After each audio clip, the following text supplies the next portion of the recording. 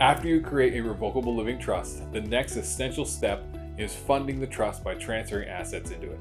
But not all assets can or should be transferred into a trust.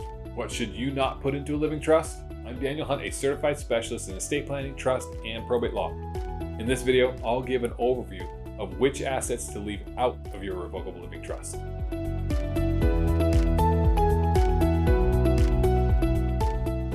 Number 1, retirement accounts.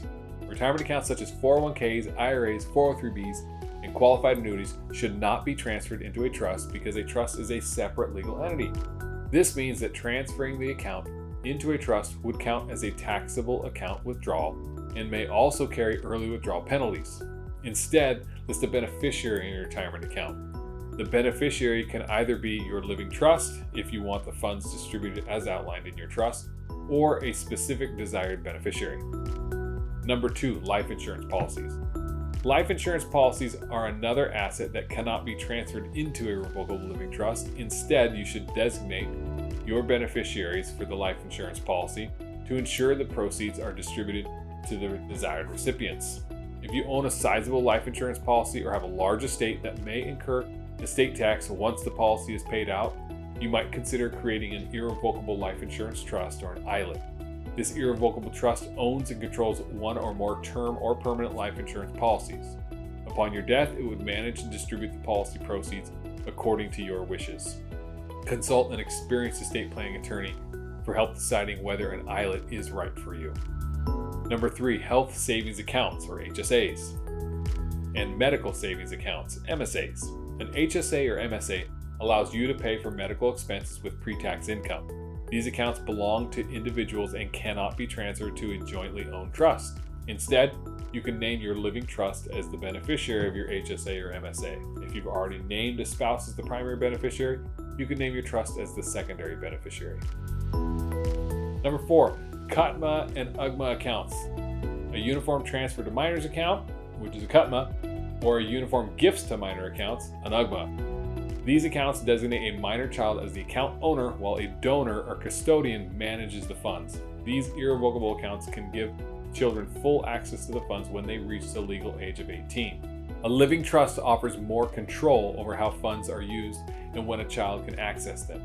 You may use one of these tools or the other or both, but you cannot transfer an UTMA or an UGMA account into a revocable living trust. Number 5, vehicles. Most vehicles do not need to be transferred into a revocable living trust unless you own a very high value or collectible car. The value of a typical vehicle is much less than the California probate threshold of $184,500 and therefore will not trigger a California probate proceeding. To transfer a vehicle to a trust, you must fill out the required DMV paperwork and follow their procedures carefully to avoid any additional use tax or required smog recertification.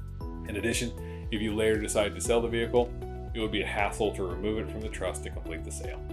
Instead, your loved ones can consult the California DMV website for instructions on how to transfer your vehicle post-death. Number 6, personal belongings with low monetary value. Items like clothing, furniture, family heirlooms, and small personal effects may carry value in the eyes of your loved ones, but most personal belongings do not have a title and can't be transferred into your revocable living trust. Your estate plan should include a document called a general assignment and transfer, which states your intent to assign all your assets into your trust. You can also use a letter of instruction to outline your wishes for a specific item. A letter of instruction, also known as a letter of intent, is an informal supplement to an estate plan that provides your successor trustee or executor with detailed information concerning your wishes for your personal property after you pass away. When it comes to deciding which assets to transfer into a revocable living trust and which to leave outside of the trust, seek legal advice from an experienced estate planning attorney. An estate planner can walk you through how to best handle each type of asset to achieve the outcome you desire. If you have any questions about what you should not put into a living trust, feel free to contact our law firm. Thanks.